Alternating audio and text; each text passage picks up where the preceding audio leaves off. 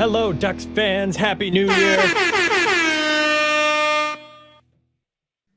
Welcome back to another episode of the Quack Report, where we like to stroke our Gibsons for everybody to see.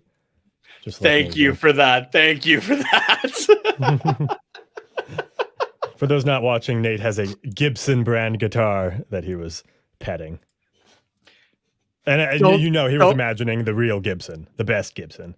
Yeah, don't take it as I have a Gibson, I have money. Don't take it that way. Please take it that way. Take it as he has a Gibson, he has family with money. No, take it as this Sugar daddy? is... Fuck, I wish sometimes. Take it as this is a purchase I made when I was 15, 16 with like years of babysitting money set aside that drained my bank account and no other expenses. And put me in the position I am today. Yeah, exactly. Yeah. No, wait, when that? It was 15. Because this is a 2011. Yeah, that makes sense. No, or 14. Yeah. Yeah. So yeah, that's what it'd be. Yeah. Yeah. If we have any guitar nerds in the chat or listening after the fact, hello everybody, welcome. This guitar actually, it was it's just a nice Les Paul Junior. Good stuff. And I'm the only owner of it. It actually left the Gibson factory about a day before the FBI raid, or like the U.S. government raid on the Gibson USA factory in 2011, because of the type, like the specific woods that they were using, that there was like import laws. Mm-hmm. So this is one of the last guitars to like leave the factory with like those woods and that sort of thing, like that. So if the U.S. government is listening, then Nate has contraband, and that were like raid his house. Yeah, no, but like that were like aged for like so many years, kind of thing. Like there is like a lot of things that Gibson had to restart wood wise. So yeah, I still love this thing. So you've seen a lot of this thing, especially Carter. So. Oh, absolutely, yeah. Mostly the back of it, but yeah. Yeah, or I guess not even the back of it. I guess you've seen the back of the neck. Yeah. My fat ass covered the back of the body at least. So we got a couple people in the chat here. We've got Y saying let's go. Let's go. Yeah, where's the horn? Thank you. We needed the horns. I was like, this feels off. It felt weird without it. Yeah. And we got Justin saying he's here to see Twitter meme legend Nate or at Tate Nomis. Do I wait?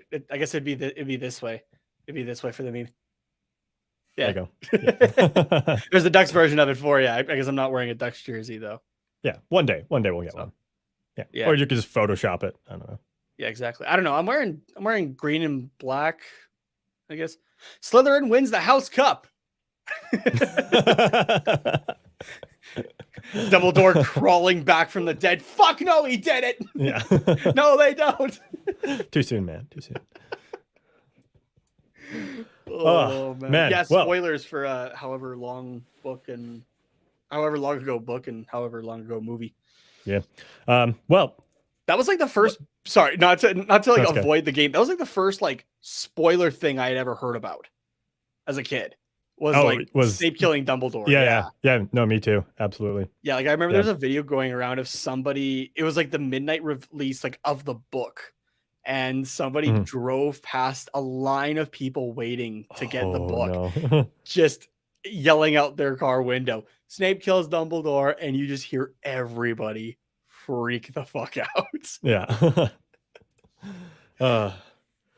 Man, they were just trying to convince themselves the whole time, like even reading the chapter where that happens, like there's no way. It's not going to happen. It's not going to happen. It's not going to happen. Yeah, exactly. It's like, it was like I had seen the movie of Marley and Me as a kid, and then I read the book after the fact, right? And like the entire time, I'm still like, no, the dog's not going to die. It's okay. Yeah.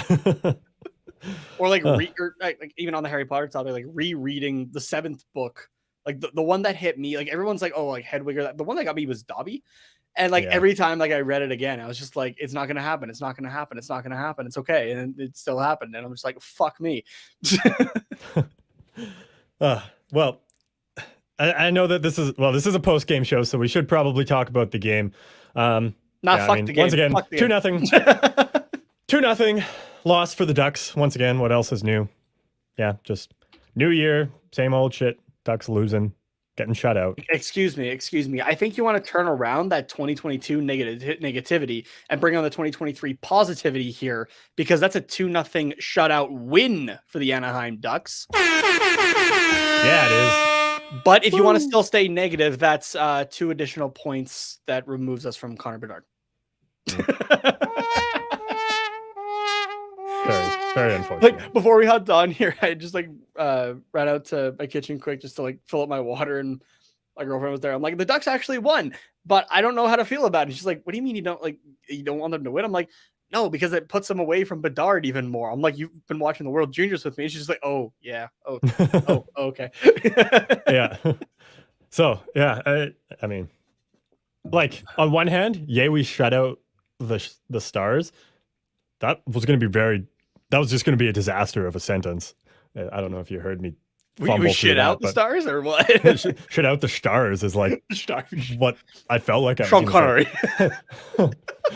We shut out the Stars, so like, yay, that's awesome, because like they were first in the Central, were they not? I mean, they probably still are first in the Central. Yeah, they are. Believe so. Yeah, 52 points in 40 games, but to be fair, they played the most games in the Central.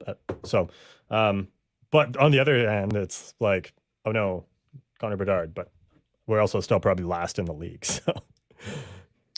No, 30th. Oh, sorry. Yeah, we haven't been last 30th. In the league for a while. Yeah. Now, mind you, before everyone gets into a panic here, the Ducks have now played 39 games.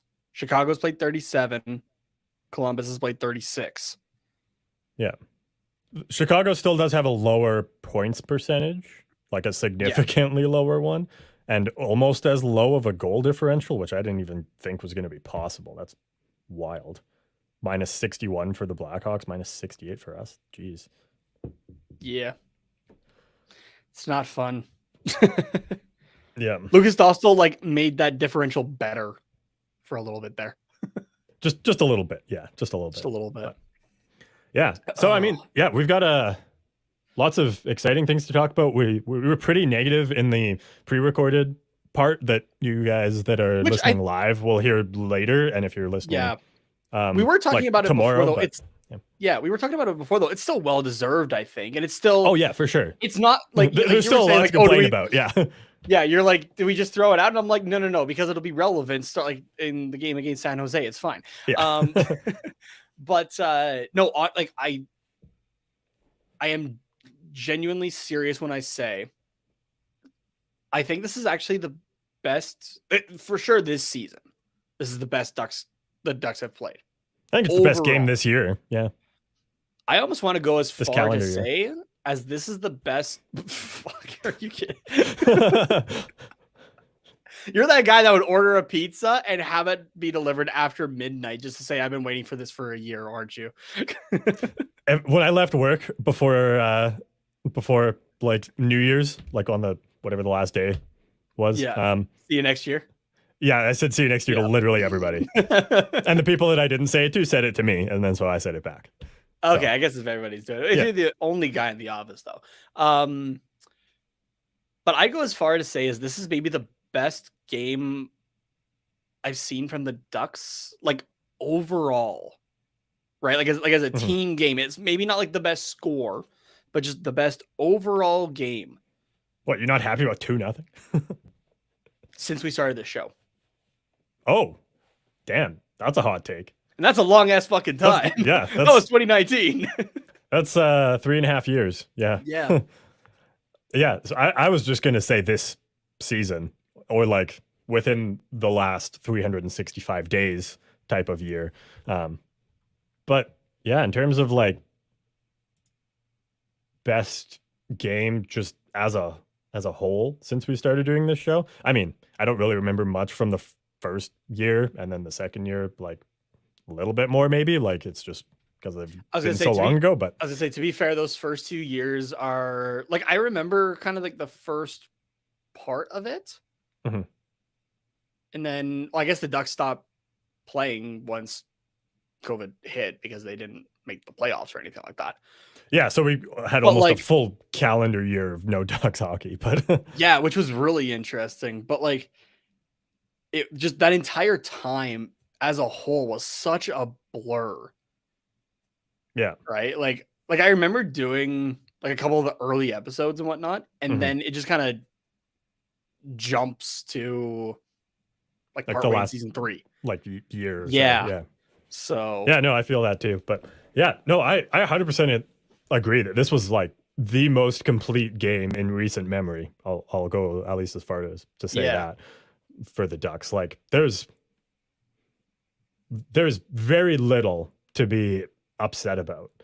Like you could get upset maybe about the shots, like, hey, maybe we could have more shots, maybe we could let less against us, but like that feels really nitpicky at this point. Like it's hard to be that nitpicky when you win a game 2-0 against the top team in the Central Division. So the only thing like looking stats wise, okay, you know what? Yeah, let's be.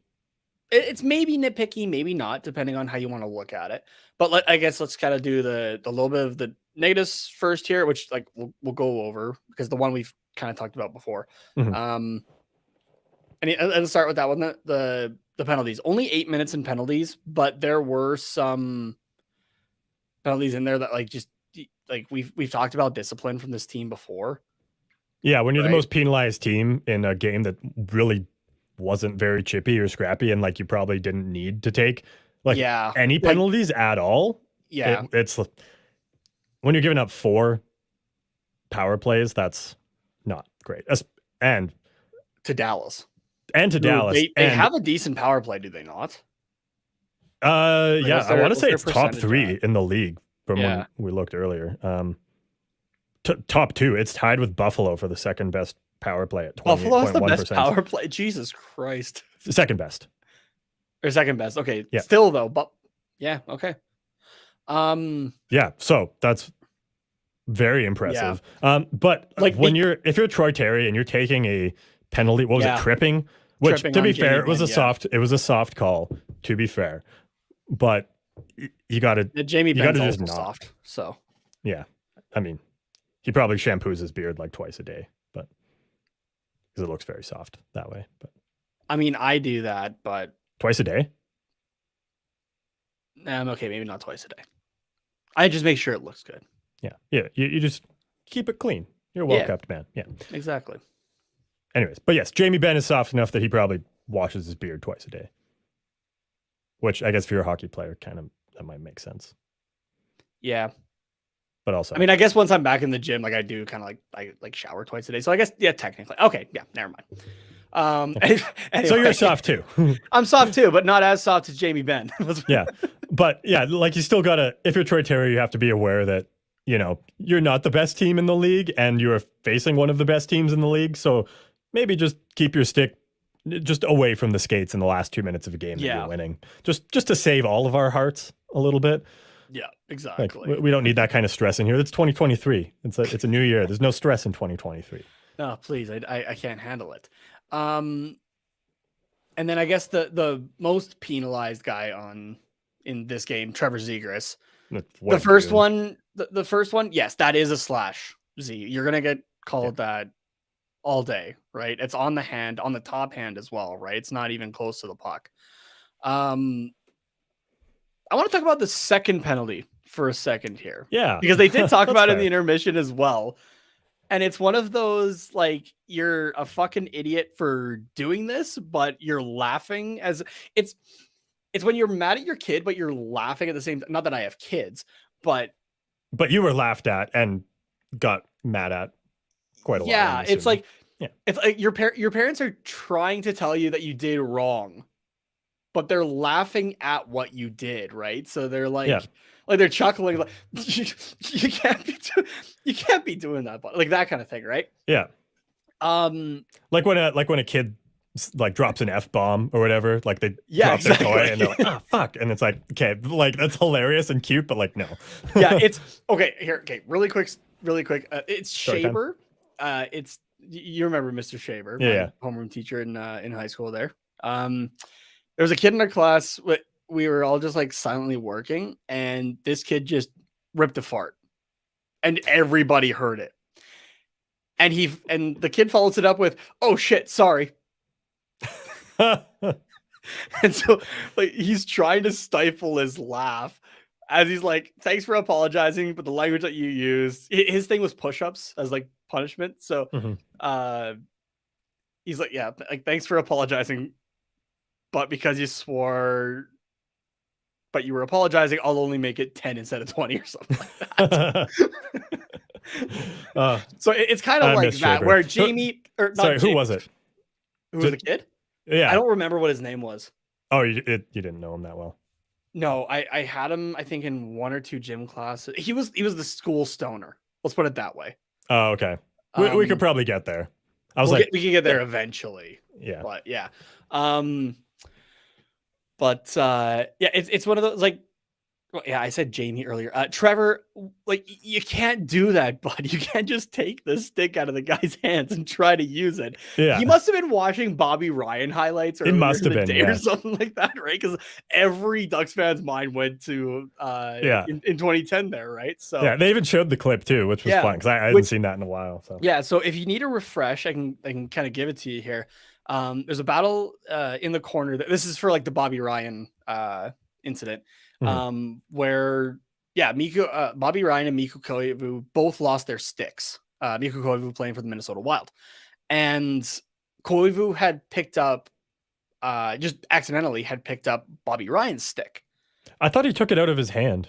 Or that or something. happened. Or kind of. Either way, Koivu ended up with Ryan's stick, so Ryan had to pick up Koivu's stick, and he's kind of confused for a second because it's also the wrong hand. Koivu's a lefty, Ryan's a righty, and so he's using a left-handed stick.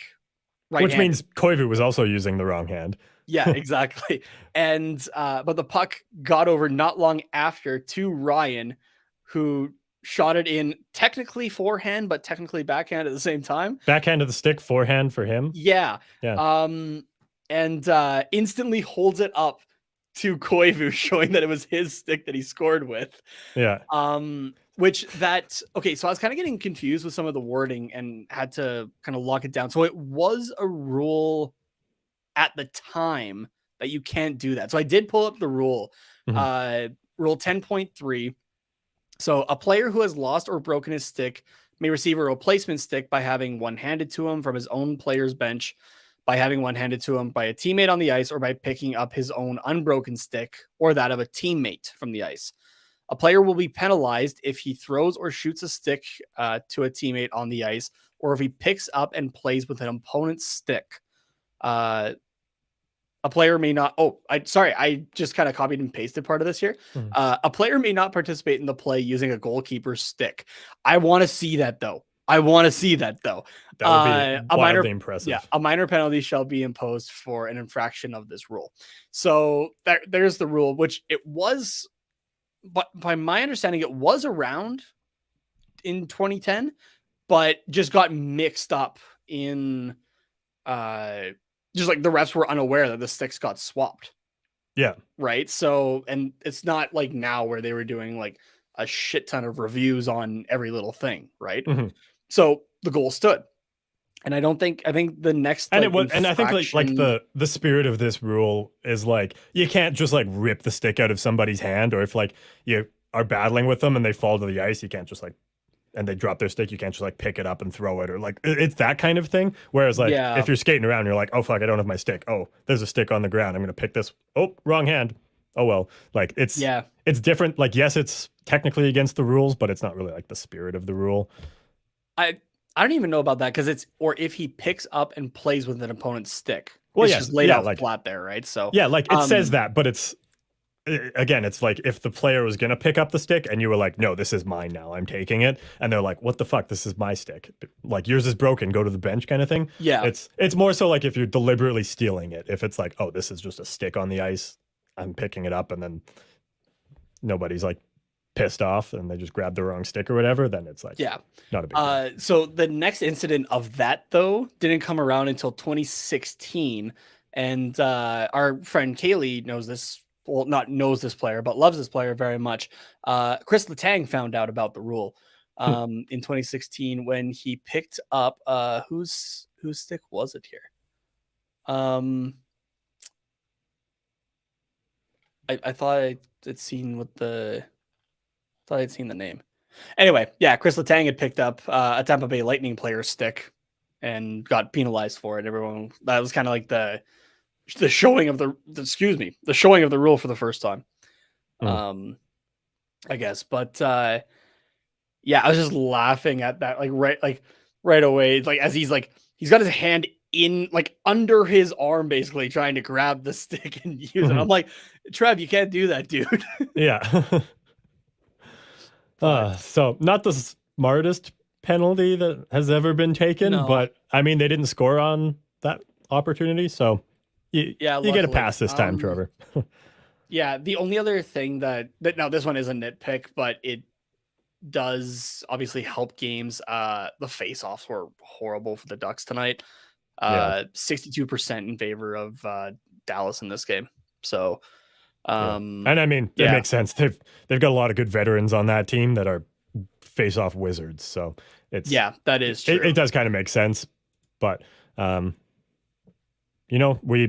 kind of made up for it in just our puck battles with Dallas. We lost a lot of face-offs, but we worked hard to get the puck back, either when it was on a Dallas player's stick or if it was a loose puck in a board battle. We were in there a lot more than I'd say we usually are. Yeah. So in a sense, it kind of makes up for it that way. I mean, if face-offs were more 50-50 or more in the Ducks' favor or even just less in favor of the Stars, things probably go a lot better if you still have that work ethic. Yeah. But this time we definitely does the NHL app not show possession time? Apparently not. That's okay. It's not the most important thing I want to see. But I think it definitely kind of made up for it there. So yeah, for sure.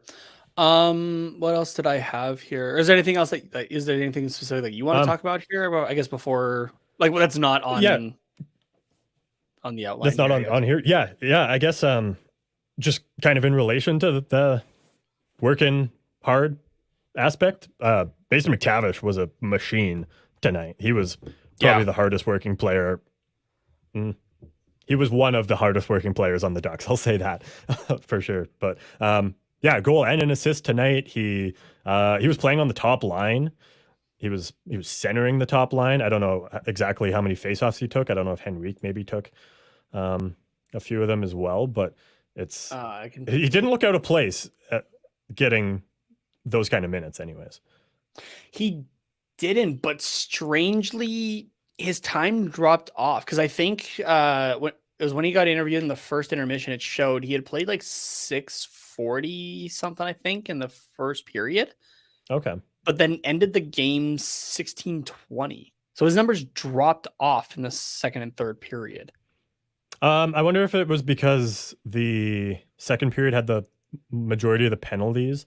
Yeah, we took 3 penalties in the second, so that's 6 minutes gone to the penalty kill, which McTavish doesn't play on right there. So that definitely eats into his minutes. Which is fair. So, but even with the power plays, he had a minute 25 on the power play. Yeah. So yeah, I don't know. And we only had the one power play too, right? So it's not as he's supposed to be the first line guy in that game, right? Unless the whole line kind of got shifted. Yeah. Which, I was just gonna look up here to see. Henrique McTavish, Terry played 11:42, which was second for 5-on-5. First was 12:20. Zegras, Strome, Vetrano. Zegras, Strome, Vetrano. Okay, so which I'm not.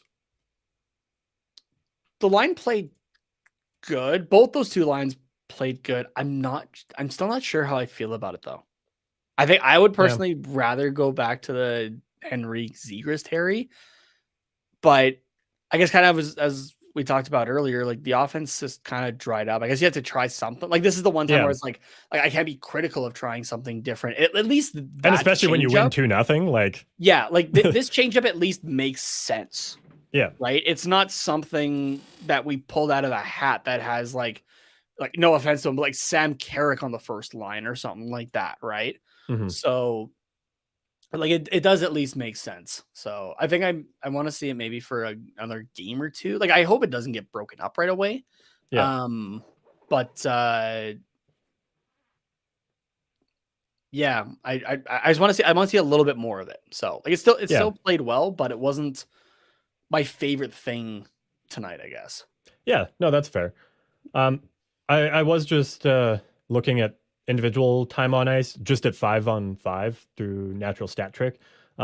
Just looking at forwards here, not defensemen. Troy Terry played the most at 5-on-5, just over 17 minutes.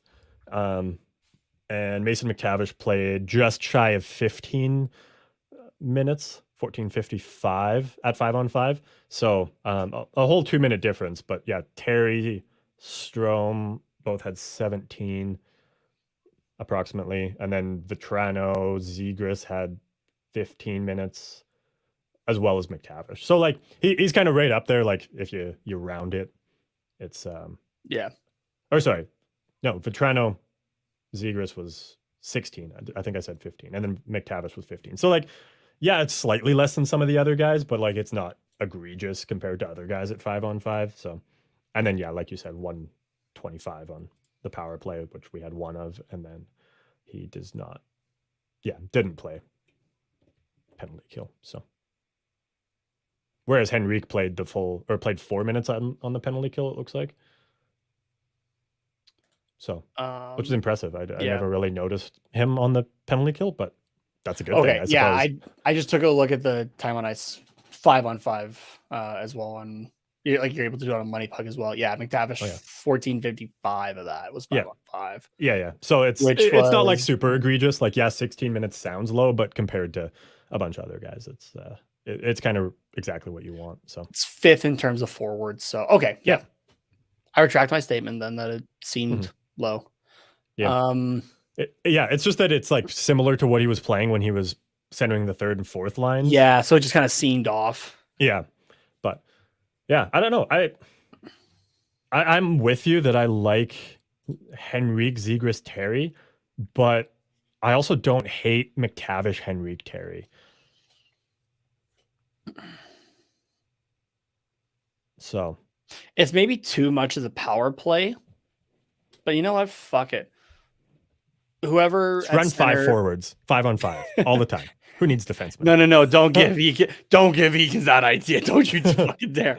It doesn't matter really who you center, I guess, because both guys can do it. McTavish, Zegras, Terry.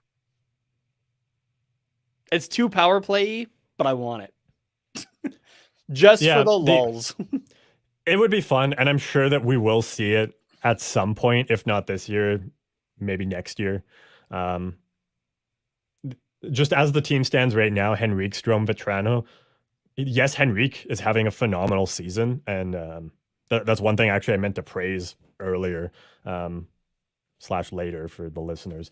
But yeah, Henrique's having a phenomenal season, and I really hope that we don't trade him at the deadline, because I think he could be a huge piece moving forward and just like continuing the development, I guess, of some of our young guys. Like he's kind of like Getzlaf light in a way, where he's like his work ethic is just contagious in a way, and like he has great chemistry with Zegras. We saw great chemistry with McTavish tonight, and he has chemistry with Terry as well. So yeah, I really don't want to see Henrique go anywhere. I think he's slowly developing into maybe the player that the Ducks need, just someone to go and get the puck, shoot when he should shoot, and pass when he should pass. Like he's just kind of doing everything right these days. And I just kind of noticed it like over the other 4 games. I totally forgot to bring it up, but yeah, in this game too, it was Henrique's just like occasionally noticeable, and when he is, I'm like, damn, that was a good play. Who was that? Oh, Henrique, what? So yeah, it's just nice, and I really just don't hope I hope that we see the value in that, and we don't trade him away at the deadline just because we're like, ooh, first round pick, shiny, you know? Yeah. I don't know. I was kind of thinking about that earlier, because I'm like, that's the guy that could fetch you the most. But that's a guy that you Oh, for want to sure. keep that's a guy you want to keep around for the next couple of years. Because what he is this year next on his contract, I think. Potentially. Or I'd like a maybe decent number too. yeah. He's not a Trying to see. Klingberg where I'm hoping that you get a massive haul for him and Where like, like get him out any of town. Like yeah, anything me, above a like 4th round pick is a steal. like me thinking about him trade wise is he's a player that the fans like, and it would be nice to see him win a cup. Henrique? Yeah. Yeah. Oh, for sure. Yeah. I don't think he has. No, he hasn't. No, yeah, yeah, no. Because I was like, oh yeah, no, he played for New Jersey, and I was like, New Jersey win the cup? No, they lost to LA there that year. Yep. Henrique is currently the 4th highest paid player. Actually, here's a better way to phrase this. He is the 3rd highest paid player currently under contract next season at $5.825 million. Cam Fowler and John Gibson are the only 2 that make more than him. But so when you put it that way, it's like, oh shit, how is he the 3rd highest paid player? But $5.825 million, we sign Troy Terry and Zegras and Drysdale. Yeah, that'll change pretty quickly here this summer. Yeah, he's going to quickly drop down that list. And then you're like, damn, we've got a top 6 forward who does a little bit of everything: power play, penalty kill, 5-on-5, works hard for under $6 million. You're not going to find much better value on anywhere in the NHL. And if I remember correctly, that article from The Athletic we talked about a few weeks ago, Henrique was one of 3 that had a positive like surplus value, that he was like outplaying his contract, or one of 4, because I think. Oh yeah, the player cards from Precision.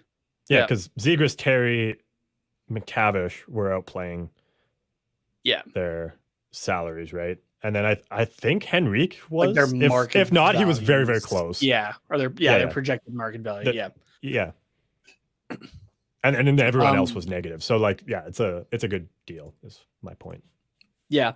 Okay, so I kind of went, what the fuck? If you rewatch this and go back, you can see when I read this, because I kind of go wide-eyed, like what the fuck. So the NHL has like little player bios on each player's page. Oh yeah. And this is just a wild opening sentence. I feel like I want to know more to this, but I also want to know the relevancy, like hockey wise, I guess. Okay. Is this for Adam Henrique? Yeah. Okay. The son of a tobacco and ginseng farmer, Henrique was selected by the New Jersey Devils in the 3rd round, number 82 of the 2008 NHL draft. I'm like, okay, why does that in particular need to be in there? But also, I need the backstory just as a whole, please. Yeah. The son of a tobacco and ginseng farmer. Yeah. Where is he from? He is from. Is he not? He's from Brantford, Ontario. He's a Canadian. Huh. Yeah. Sorry. Yeah, I meant like specifically like what town? Brantford. Yeah, Brantford. I've literally never heard of that. Brantford. What is Brantford known for? City of Brantford. That's just such a wild opening line. Yeah, it is. Like for the NHL website. Yeah. Oh wow. Yeah, I don't know. It's not like Brantford is literally just like a hole in the wall town, but like just like some small middle of buttfuck nowhere town that's surrounded by tobacco farms. Like it's a city with like 100,000 people in it. Yeah. So that's wild. Just so random. I mean, maybe he's from just outside of there, and it's like Brantford, close enough, Brantford. kind of thing. Yeah, exactly. Just like how people from, I'm assuming like in kind of the suburbs of Anaheim are like, I'm from Anaheim. Like, yeah, I'm not sure, to be honest with that. Like for that one in particular, I'm not sure. Yeah, but anyways. Okay, so I got 2 more things here really quickly. John Gibson's head must have been pounding after like going into like he had to have taken some Tylenol or something like that because he took at least 2 shots off the mask in the first 2 periods. Yeah. That poor matte orange paint job on that mask. But you know what though? That's 2 shots off the mask that counted as 2 saves of Which, his 30, what was it, 35 tonight. yeah. That got him his first shutout in 14 months. Yeah. And I mean, if those didn't hit him in the mask and they went in instead, we're talking a whole different game. Yep. So thank you to John Gibson's face for Yes. the shutout tonight. And just a reminder to kids and parents to please invest in a good mask. Honestly, it is so black and white, the difference. I went from one mask, I remember that like I got domed in the forehead and like I was on concussion watch for a bit, and the next season got the mask that I currently use. That was just like a new mask at that point, like just a good one, like not the one just a better one. And I took that same shot, felt nothing. Yeah. So invest in your head, everybody. But yeah, so that shutout tonight, his first in 14 months, also gave him his 173rd win as an Anaheim Duck, tying him for second in franchise history for wins by a goaltender with Guillabert. Nice.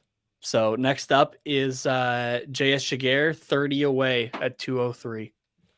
At the current pace, he might do that this decade. No, but in seriousness, I mean, if the Ducks have not the worst season that we've ever witnessed with our own eyeballs next year, then he hits that next year.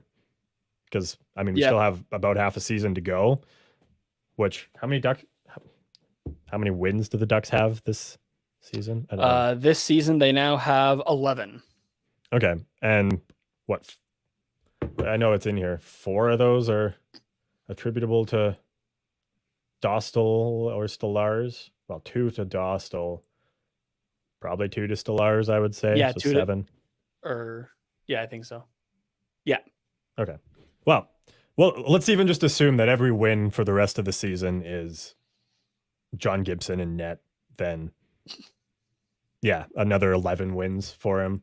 Then he's only 19 away from tying, 20 away from passing Giguère. So he'll do it in 2 seasons.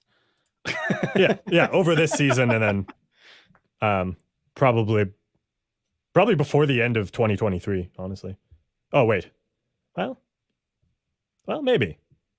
The Ducks would have to get drastically better. Yeah, sorry. I guess it would theoretically be possible. Yeah, I don't know. Like it totally is possible.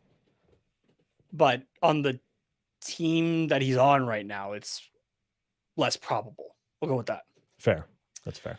And I guess speaking of Gibby as well, we got a question from Way here. What do y'all think of Gibson being played 4 games in a row? Yeah, I mean, we kind of touch on this a little bit later in the episode, which again you can hear tomorrow when we talk. It's more specifically about Dostal. But considering it's Gibson and Stolarz now that have been up for a couple of games, I think we can kind of answer this question a little differently. So he's had 2 really good games. He's had 2 not so great games. And those were kind of in the middle of the 2 good games. Yeah, so I'm right here with Lucas. He needs to have a break. You can't. We've seen it time and time again. You can't keep running this guy into the ground, especially coming right back from injury. Right. So the game on is that on? No, not Thursday because today's Wednesday. Friday. Against San Jose, you gotta play, especially because you have Boston on the Sunday. You got to play Stolarz against San Jose, I think. Yeah. It's difficult because I would never not start a goalie after they post a shutout, especially when wins, let alone shutouts, are so hard to come by. But I do agree, especially because the 2 wins we've had against San Jose this year, Stolarz was in net, the 2 shootout wins, sorry. Yeah. So I So mean, unless it I does know make a lot of sense, right? it's a balancing act of like like a bunch of different plates, basically, right? Because you're not supposed to be good, and so you want the best chance at Connor Bedard. Mhm. But at the same time, you want to improve and win games, right? Yeah. So it's like wins are almost like are bittersweet, weirdly, this year. Mhm. Um, on one hand, it's for the for the idea of the best chance at Bedard. It's okay if Gibson has more, let's just say, less than average games Yeah. overall, If right? he's Because less that consistent, contributes. it helps the team in a way. Yeah. Yeah, but if he is absolutely but if he's really good and wins games, that puts you further away from Bedard. If he's really bad and you're, I don't know, looking at the time that Dostal had up and you're going, oops, maybe we could potentially try to shop John Gibson around and help our future a little bit more, Yeah. then it's like you just need him to play like right down the middle and above kind of thing. Yeah. Just So like it's consistently slightly above average is yeah. what will give him the best trade value um, going into the trade deadline that is literally 2 months away. So Yeah. It's the entire season in Galaxy Braining for the Anaheim Ducks this year has gotten really, it's gotten into a weird spot it really has. Yeah.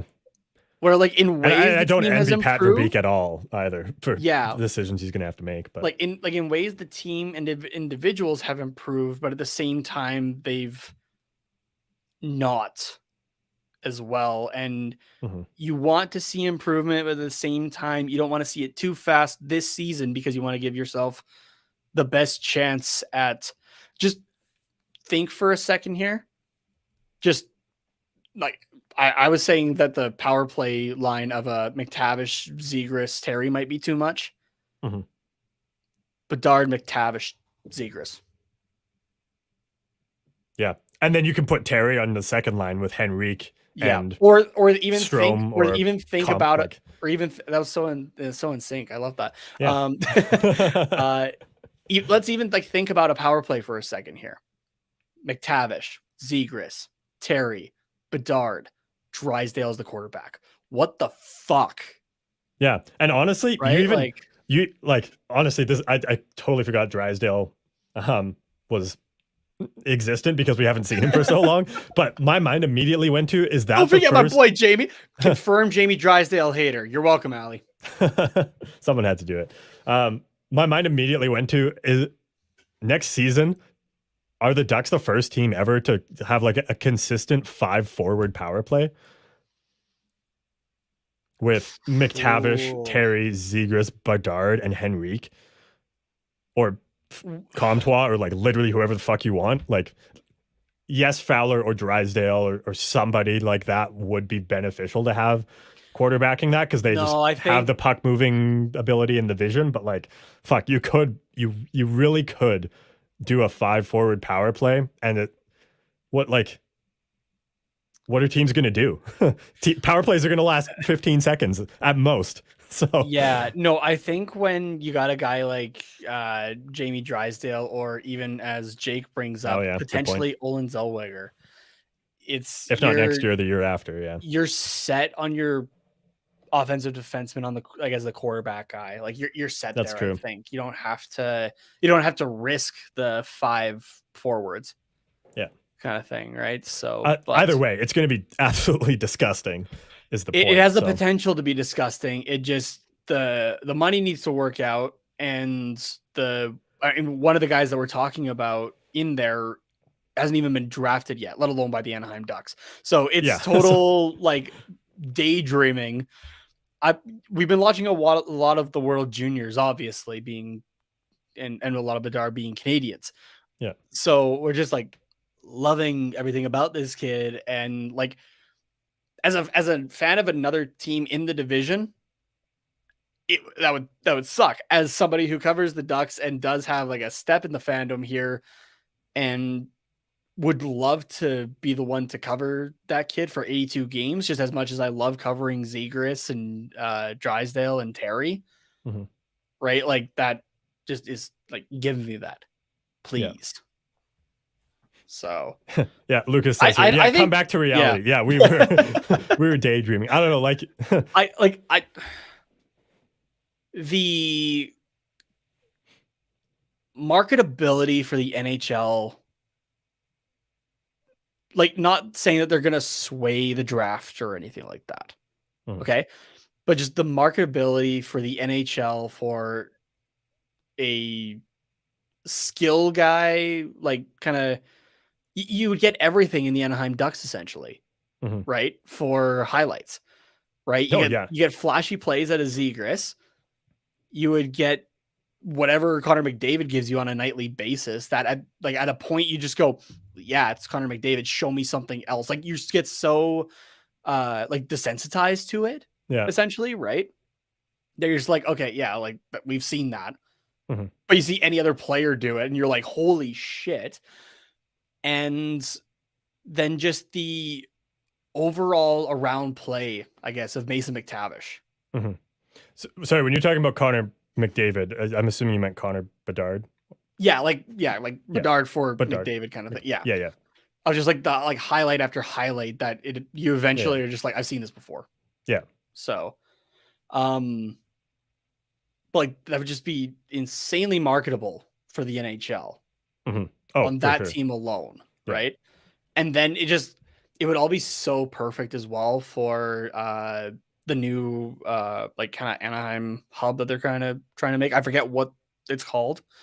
There's rumors of the rebrands or like soft rebrand for the Ducks that might be around the same time, right? I haven't been able to nail down anything 100% solid on it, but been kind of hearing bits here and there. Like, it would all just be like so damn good, right? It'd just be like the perfect swell of everything. So yeah, it does sound a little too good. I'm trying to temper expectations here, but like, even just like the Bedard aspects of it, right? So, but again, you could kind of improve starting next season, be really enticing to some free agents, right? And this team could pick up pretty quickly. Oh, for sure. So. Yeah. No, absolutely. Yeah. Just to tie things back to this game, and then we can probably get out of here, honestly. Yeah. Because it's getting a wee bit late. Yeah. Where was I going with this now? Oh, yes. And then also to kind of answer the question here about Gibson being played for 4 games in a row. Relate to that, yeah. Which we did. I mean, it's fine. He got to win, so sure. But maybe play somebody else a little bit more, like Stolarz or Dostal. But yeah. But yeah, I mean, it's hard to be upset about his play here. Like, and just the team's play in general. Like, I don't want to take anything away from John Gibson because he did put on a phenomenal performance, and the 35 saves he had to make were not all easy saves by any means. But I think just the way that the team played in general really helped out with Gibson's ability to get that shutout. Just working hard, making things difficult for the Dallas Stars, like actually having offensive zone pressures to give John Gibson a bit of a rest in between pushes from the Dallas Stars, right? It's so we've been talking about Gibson needing to find some consistency. If I think the team can just play like this, how they did against the Stars, hell, even played 90% to that, or 90% of the time play like that.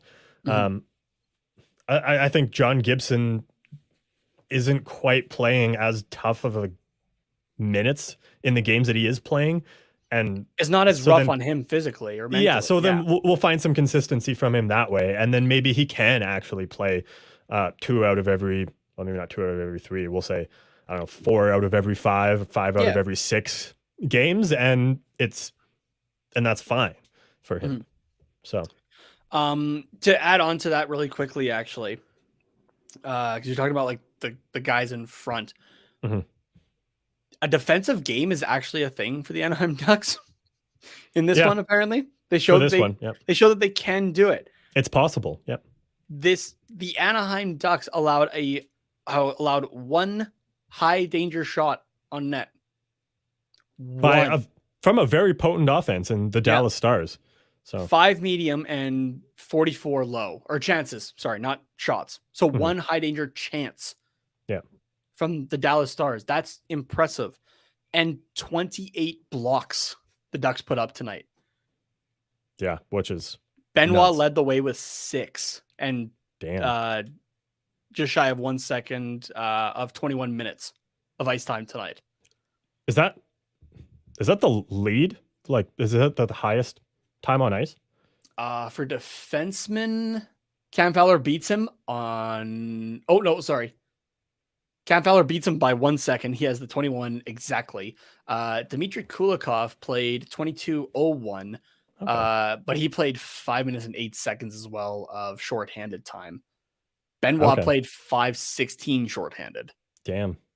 So, I guess that would potentially be why that number seems so inflated. But I mean, if you're out there with 6 blocks, again, also probably on the penalty kill, like that's a good way to lead by example. Yeah. Benoit put out 6 blocks, a single hit, but ended the game a +1. Nice. That was a really good game by him. So, which I mean, that's the highest you could get because power play goals don't count. Yeah, but just like the defensive play overall, like when was the last time you heard me talk about the defensive play being good from the Anaheim Ducks? Never? 2012. This was a great game, and unfortunately, I think it's going to give John Gibson a little bit of a false sense of hope. I think. Hey, whatever keeps him in a Ducks uniform. Talking about back to reality, but yeah. Okay, I want to pull up this comment, and then there's one question, and then we can end it off here. Okay. Kevin says, I was going to ask about the game, but I noticed Sir Tate Novice let out the luscious locks and took my breath away. What luscious locks? I got no hair on my head. I had to do my hair today. I had to get my my picture retaken for my driver's license. So. Oh yeah, I guess it's that time, hey. But yeah. So fun fact, I guess for you, Carter. The last time I had my driver's license picture taken was when my hair was still like both my head and my face was growing back after I'd shaved it all off during that Halloween. Oh wow. So it's a little scruffy in that, but like short at the same time. Just because I'm trying to get it to a length that like you could style it all. So at least I look clean this time. So yeah, no, that's nice. But, okay, last question here, and then I think we're gonna wrap up from Lucas. How much longer does Dallas Eakins have? End of the season. At this point, it's the end of the season, unless they go on another like massive losing streak. But then, and I mean like massive, like 10 plus again. That takes you then till the end of February, probably. You have 3 months left in February, March, and April. You're not going to replace him at that point. And then would you not just want to embrace the tank for Connor Bedard? And your best chance at that is keeping Dallas Eakins around? Like I said, as long as they don't lose embarrassingly night after night, it sounds bad. I'm fine with the losing though, right? Because as long as the team is making progress, that's fine. My gripe with Dallas Eakins was that the team was losing embarrassingly, and the team didn't seem to be making progress. Yeah. Individual players didn't seem to be making progress, right? And if they did, it seemed like it was more on their own accord than anything else. Yeah, that's fair. Or more like out of spite. So. Not saying that Dallas Eakins has turned a page on a bunch of guys and they're suddenly playing good, right? Like we're talking about one game that's 2-0. If you're listening to the full episode, we're about to go ham on the Ducks for their time over Christmas and whatnot. Yeah. Right. Like we're not staying in this win high for forever kind of thing. So, but yeah, it's the end of the season, I think. Okay, this is the last one from Kevin. How does Zekins feel knowing that they want him there because he sucks? You know what? Yeah. At least it's useful for something. Yeah. I'll leave it at that. So. And you know what? He's getting paid. We don't know what it is. I tried to look on Cap Friendly quickly, but they don't have it. He's getting paid a multi-million-dollar salary to be a head coach in the NHL. So I don't know about he's fine out of it. Well, it's probably 2 million or more. I would. Well, actually, no. I don't know. No, you're probably right, I suppose. Oh, you're right. It doesn't have his value. Yeah, I'm literally looking at it right now. Why would I lie? I don't lie to you, Nate. No, I'm just surprised because Cap Friendly is normally on everything. Ducks probably never said so. Which makes sense. It's the Anaheim Ducks. You're not the Toronto Maple Leafs or the New York Rangers or like a big market team. Yeah. Why are you so tight-lipped? Yeah, I don't know. It's weird, man.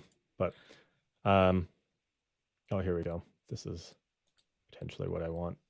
If we can sort by salary, the lowest salary, according to HockeyAnswer.com, which it looks like it literally just has all the cap-friendly numbers that are out there. The lowest one is Chicago's Luke Richardson, who signed this year, making $1.5 million per year. The highest is Todd McClellan at $5 million, but really only about half the coaches actually have a salary that is public. So most of them are between the $1.5 to $5 million range. So it's at least $1 million, anyways. Yeah. Most of them are in the 2 to 4 range. So. I mean, $1 million to have your thumb up your ass and look smug on the bench when it's your fault. Sign me up. Look, some people do that for free, hey? I did it for free. Fuck. Exactly. Yeah, I actually tried. Yeah. All right. Well, we're going to just quickly throw it over to our friends at DraftKings, promo code THPN, and we'll wrap things up on the other side here. Hockey fans, light the lamp this winter with DraftKings Sportsbook, an official sports betting partner of the NHL. New customers can bet just $5 pre-game money line on any NHL team to win their game and get $150 in free bets if they do. If that wasn't enough excitement, you can turn small bets into bigger payouts with same-game parlays. Combine multiple bets like which team will win, how many goals will be scored, and more for your shot at an even bigger payout. Download the DraftKings Sportsbook app now. Use promo code THPN, bet $5 on any NHL team to win their game, and get $150 in free bets if they do. Only at DraftKings Sportsbook with code THPN. Minimum age and eligibility restrictions apply. See show notes for details.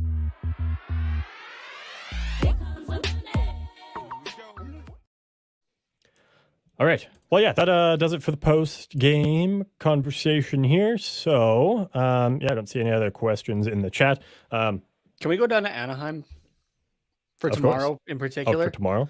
Yeah, because the Ducks put out, we got the win, which means you can score in the app tomorrow. You get a $2 sausage, egg, and cheese McGriddle on the app. We don't get that offer here in Canada. Yeah, so. You're right, I suppose. So thanks, Lucas. Hope you have a good night as well. Yeah. Appreciate you tuning in. At least in our area, we get the Flames one, so we get like $3 Big Macs. That's true. Yeah. So that's pretty good. Yeah. He'll send you one. Perfect. Thanks. It'll arrive in 5 to 10 business days in some degree of. It'll be a McGriddle. It may or may not be edible. Sausage, egg, and cheese McGriddle. Fuck, I kind of want one tomorrow now. I shouldn't, but I want one. Yeah. Yeah. Well, I think we should wrap up here so that Nate can get over to McDonald's before 11 a.m. local time when they still have McGriddles. Nate, if people want to DM you pictures of their sausage, egg, or bacon egg, or just egg and cheese, or whatever floats your boat, McGriddle, where can they do that at? Okay, first of all, the best. Okay, there's like the breakfast McGriddle, right? Of like egg and sausage or bacon, but just the best overall, like any time of day McGriddle, the chicken McGriddle. Oh, yes, they put a junior chicken patty in the McGriddle patties. Really good. Nice. You can tweet those at me at Tatenomas, TATENHOMAS. Yeah, and I would love to see those McGriddles as well. It's gonna make me hungry in class tomorrow. Oh yeah, half eaten, fresh out of the wrap, and doesn't matter. At Carter_Potts, POTTS_97. We are on all the social media platforms that people actually use, so not Facebook, at Quack Report Pod. And thank you guys very much for listening, and we will see you later. Go Ducks, go.